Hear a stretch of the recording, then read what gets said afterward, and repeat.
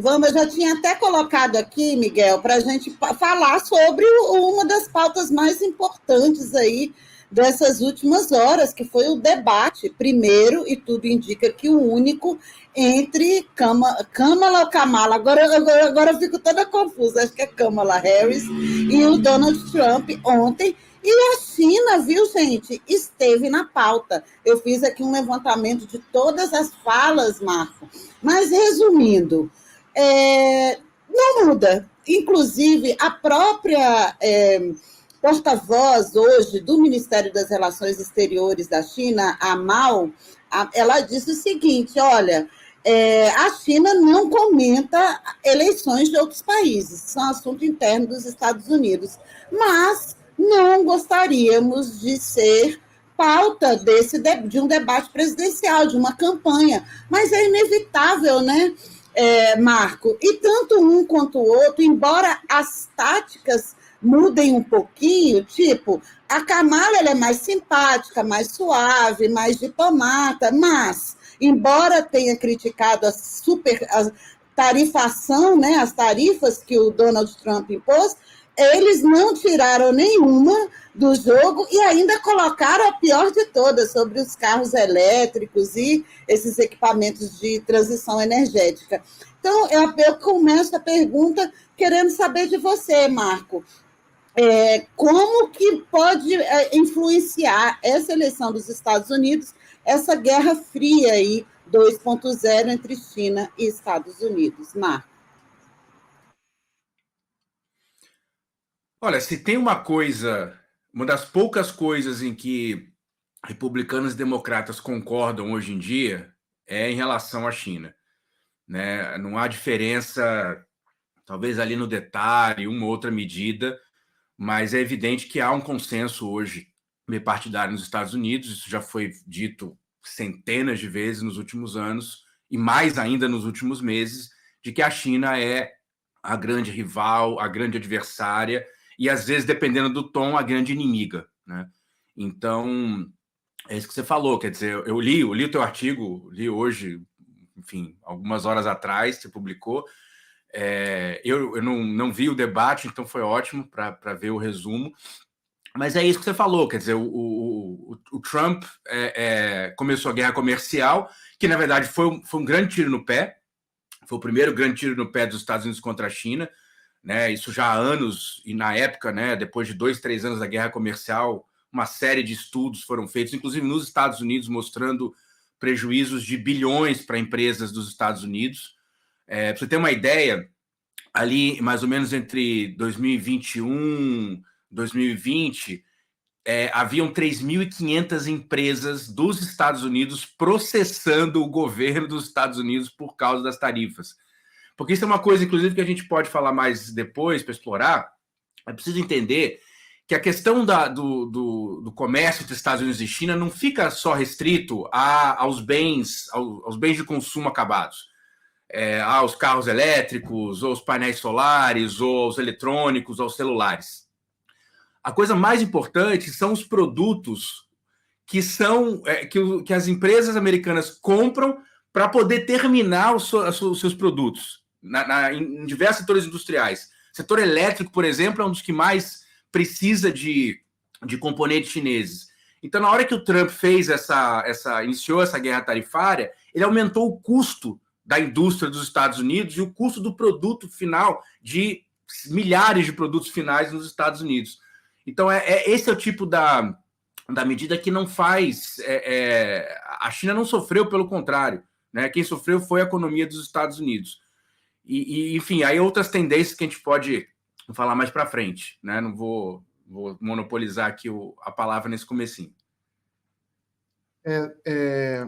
Marcos, você mandou até um gráfico para mim, que é dentro desse assunto, né, dessa Guerra Fria, esse confronto entre Estados Unidos e China, que mostra como a China tem tido um desempenho extraordinário em alguns setores estratégicos, né? Um deles é o setor de robôs industriais.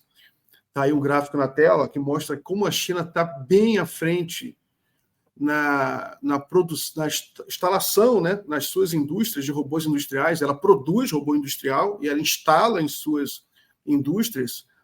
A China é um país que mais tem fábricas inteligentes, ou seja, fábricas que usam robôs. Robôs industriais são robôs que trabalham em indústria. Aí a China bem à frente, segundo lugar o Japão, terceiro lugar os Estados Unidos. Então você vê como a China está à frente.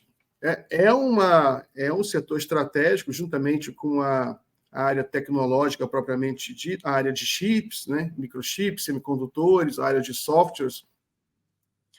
Então, como é que você está vendo esse confronto tecnológico, né, o confronto entre China e Estados Unidos no setor de tecnologia, no setor de inteligência artificial, de semicondutores, robôs industriais? Quem está ganhando essa guerra?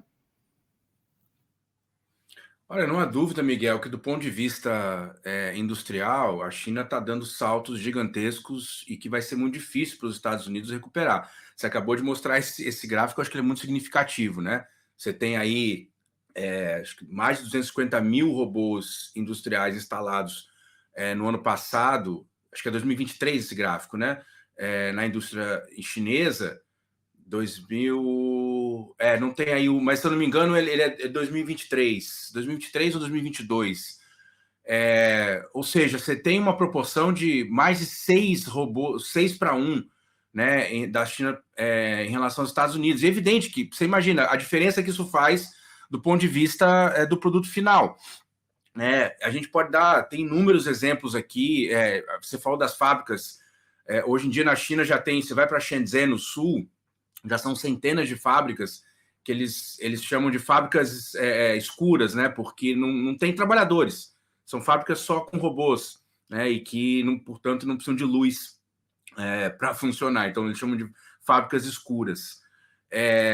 Você tem um outro dado importantíssimo que eu venho dizendo, quer dizer, a dependência hoje, se você compara, isso é um relatório recente do Brookings Institute, que é um dos principais think tanks dos Estados Unidos, sobre a questão das cadeias de valor, das cadeias de suprimento, né? E mostrando como nos últimos anos, nas últimas décadas, né, pelo menos desde os anos 90, cada vez mais países desenvolvidos dependem gigantescamente da China para a compra de componentes industriais, né?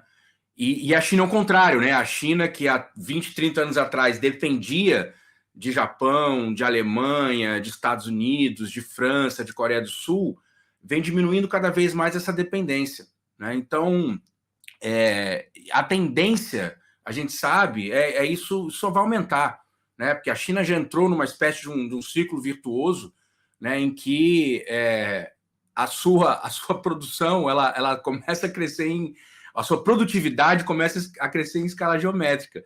Enquanto que os Estados Unidos, você tem um exemplo, acho que até não sei se a gente falou sobre isso aqui há uns meses atrás, mas isso virou piada aqui na China. Você sabe que os Estados Unidos estão tentando, então, atrair uma série de empresas, né, industriais importantes, fez aí o ato, né, a lei de ciências e chips, fez a lei de redução de inflação, e está colocando centenas de bilhões de dólares, só essa da redução de inflação são quase 400 bilhões de dólares em subsídios, né, que o governo está bancando para os próximos anos. Ora, uma das objetivos é trazer a TSMC de Taiwan para instalar fábricas nos Estados Unidos e começar a produzir os chips mais avançados do mundo no território dos Estados Unidos. Ora, eles começaram a fazer uma fábrica no Arizona, né? Essa fábrica era para ser inaugurada em 2024, esse ano. Essa fábrica não tem ainda previsão de inauguração. E por quê? Um dos grandes problemas que a TSMC está encontrando nos Estados Unidos é mão de obra qualificada. Não tem engenheiro suficiente, um nível de sofisticação necessário para trabalhar na TSMC.